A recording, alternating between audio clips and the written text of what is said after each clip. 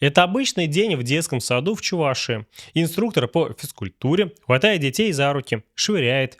А родители жалуются, что у малышей после занятий остаются синяки. После публикации этого видео инструктор просто уволилась с работы. Надеюсь, что в Кудесе таких ситуаций стало меньше.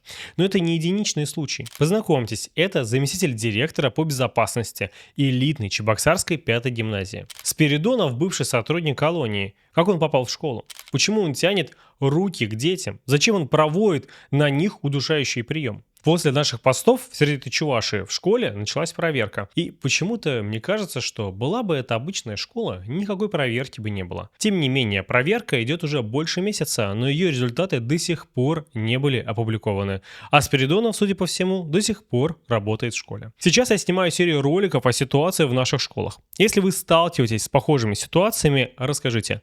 Пишите сюда в личку или в Телеграм, я расскажу про вашу школу. Давайте сделаем так, чтобы в школах уважение к учителям и ученикам достигалось без рукоприкладства. Подписывайтесь, чтобы не пропустить и поддержать.